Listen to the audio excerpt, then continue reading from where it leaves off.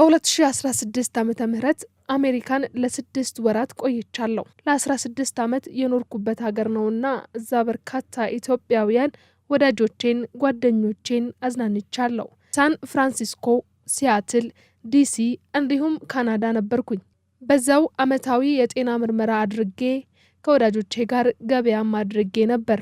ሌላው በየጊዜው ሲሄድ እንደማደርገው ከኢትዮጵያ ቁልፍ መያዣዎችን ይዤ ሄጄ ነበር። ሰዎች $20 $100 ገዝተውኛል። ያንን ገንዘብ ወደ ኢትዮጵያ አምጥቼ ለችግረኞች መርጃ እንዲውል ሰጥቻለሁ። አዲስ አልበምም በቅርቡ ስለማወጣ እዛ ሆኜ ብዙ ነገር አዘጋጅቻለሁ ትለናለች ተወዳጇ ቀደምቷ አርቲስት ኩኩ ሰብስቤ። ኩኩ ከኢትዮጵያ ምግቦች መካከል ክትፎና ዶሮ ወጥ እንደምትወድ ትናገራለች። የበግ ወጥም እወዳለሁ ትላለች። በተጨማሪ የምንም ጊዜ ምርጥ የምትላቸው 3 አልበሞችን ጥቀሽልኝ ስትባል የኩኩ መልስ የነበረው ሙዚቃ እንደ ቀለም ነው። ቀለሞች ሁሉ ስናያቸው እንወዳቸዋለን። ብዙ የተለያዩ ዘፋኞች አሉ። እኔም በጣም ነው የምወዳቸው። ያለ ምክንያት በአንድ ወቅት ዝነኛ አልሆንኩምና ልክ እንደ ቀለም ለመምረጥ ያስቸግረኛል። ሙሉቀን መለሰ፣ ጥላሁን ገሰሰ፣ ቴዲ አፍሮ፣ ቴድሮስ ታደሰ፣ አስቴር አወቀ፣ ጂጂ፣ ሀመልማል፣ ነጻነት እንዲሁም ሌሎች ስንቱን እዘረዝራለሁ አለች ኩኩ። ቴዲ አፍሮ የህዝብ ልጅ ነው። መልእክተኛ ስለሆነ እጅግ በጣም አደንቀዋለሁ። ከኔ ዘፈኖች ምረጭ ብትለኝ ከልጆቻችሁ የቱን አብልጣችሁ ትወዳላችሁ ብዬ መጠየቅ እወዳለሁ። ቢሆንም ያነሳኝ ዘፈን ነውና መታወቂያዬ ስለሆነ ፍቅርህ በረታብኝ በጣም ነው የምወደው። ትዝታ አልበሞቼ ላይ ያሉት ትዝታ ቅኝቶቼንም እወዳለሁ። መነበብ አሉባቸው ብዬ የማስባቸው መጽሐፍቶች ፍቅር እስከ መቃብር፣ ብትወደድ መኮንን እንዳልካቸው የጻፉት አረሙኝ የሚለው፣ እንደገና ደግሞ ድሮ ያነበብኩት አስተማሪና ደስ የሚል ታሪክ ያለው መጽሐፍ ነው። ሌላኛው የአቤ ጉበኛው አልወለድም እና ካሁኖቹ ደግሞ እመጓ መነበብ ያለባቸው መጽሐፍት ናቸው ብዬ አስባለሁ። ኩኩ የቀጣይ ዓመቷን እቅዶች ስትናገርም በ2017 ዓ.ም አልበሜ ይወጣል።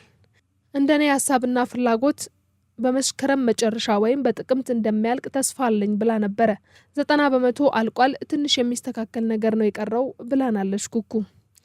ሌላኛዋ ተወዳጅ አርቲስት አቢላቀው ስለ ሀገሯ ስትጠየቅ እውነቱን ለመናገር አገር ቤት ባለው ሁኔታ የተነሳ ጥሩ ትውስታ የለኝም። አገራችን በጣም የምትፈልገው ሰላም የሚመጣበትን ሰዎች ሰላምና ደስታቸውን የሚጠበቅበት እንዲሆን እጸልያለሁ። በበዓል ወቅት በጣም የምወደው ምግብ በበዓል የምንበላቸው ባህላዊ ምግቦች ሁሉ እወዳቸዋለሁ። ግን በዋናነት ዶሮ ወጥ በአዲስ ዓመት አከባበር ከምንም በላይ ደስ የሚለኝ ግን የቤተ ክርስቲያን ስነ ስርዓት ቤተሰብ ሲሰባሰብ ነው። ያው በዓሉን ተከብሮ ተሰብስቦ የመመገብ ስለሆነ ማለት ነው። የምንም ጊዜ ምርጥ የምላቸው ዘፈኖቼ ደግሞ የአስቴር አወቀን፣ የጂጂ፣ ሚካኤል ኃይሉ፣ አቢላቀው መነበብ ያሉባቸው የምትያቸው መጽሐፎች የትኞቹ ናቸው ተብላ ስትጠየቅ 3 ያክሉን የመጥቀስ ፍላጎት ነበራት። የመጀመሪያው ብላ የጠቀሰችው አንደኛው መጽሐፍ ቅዱስ ነው ነበር ያለችው። ሁለተኛው ፓውሎ ቼሎ የጻፈው ዘ አልኬሚስት የሚለው መጽሐፍ ሲሆን ልባችንን ማዳመጥና ሌላ ቦታ የምንፈልገውን ነገር ደጃፋችን እንዳለ ያስተምረናል ያለችው መጽሐፍ ነው። አቢላቀው የቀጣይ ዓመቷን እቅድ በተጠየቀችበት ጊዜ ከዓመት በፊት አንድ ፕሮጀክት ጀምሬያለሁ። ቀጣይ ዓመት ይህን ፕሮጀክት ባጠናቅቅና አንደኛውን የሙዚቃ ፕሮጀክቴ ነው፣ ሁለተኛው ደግሞ የራሴ ቢዝነስ መጀመር ነው ስትል ገልጻ ነበር። ሌላኛዋ ተወዳጇ አርቲስታችን ዋናው ከፍታዬ ልጄን ማሳደግ ነበር። አልበሜን እየሰራው 2ኛ ልጅም እየጠበቅኩ ነበር። እነዚህ ናቸው ትልቆቹ ስኬቶቼ ብዬ የማስበው ትለናለች። በበዓል ወቅት የምትወደው ምግብ ስትጠየቅ ደግሞ የእናቷን ዱለት እንደሆነም ተናግራለች።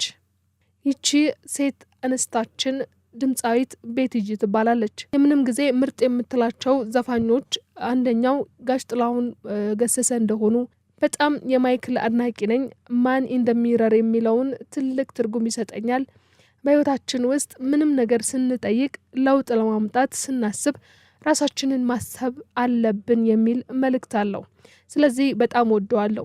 ሶስተኛው የቡዝነሽ በቀለ የሚያስለቅስ ፍቅር ነው። ልጅነቴን ያስታውሰኛል። እናቴም የምትወዳት ዘፋኝ ስለሆነች የእሷን ዘፈን እሞክር ነበር። 3 ብቻ ለመምረጥ ግን ከባድ ነው። እንደምንም ተጠብቤ ነው የነገርኩሽ ትላለች ጠያቂዋን ጋዜጠኛ።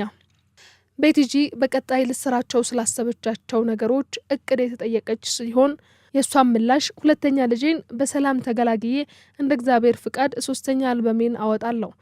ከዛ በፊት አንድ ነጠላ ዜማ ለቃለሁ ብዬ አስባለሁ። ወደ ፊልም ሙያም ውስጥ ሆነ ለመግባት እየሞከርኩ ነው። ዘንድሮ በእኛ የክረምት ወቅት በአሜሪካ በነበረኝ ቆይታ የትወና ትምህርት ወስጄ ነበር። ከኔ ጋር አብሮ ሊሄድ የሚችል ሆኖ ስላገኘሁት ወደፊት ፊልም ትወና የምገባበት አመት ይሆናል ብዬም አስባለሁ ብላናለች ቤቲጂ። ስለዚህ ከዚህ በኋላ ከዘፈን ባሻገር ቤቲጂ በፊልም እንጠብቃታለን ማለት ነው። ሌላኛዋ ተወዳጇ አርቲስታችን ደግሞ ፍቅረአዲስ ነቃጥበብ ናት። ፍቅረአዲስ በ2016 ዓመተ ምህረት እንዲህ የምለው ነገር የለኝም፣ አገሪቱ ካለችበት ሁኔታ አንጻር ትዝታም የለኝም። እውነቱን ለመናገር ጭንቀት ነው የማስታውሰው። እኔ የጎንደር ልጅ ነኝ። ስደውል ቤተሰብ ውስጥ ያለው ሰላም ማጣት ያስጨንቀኛል።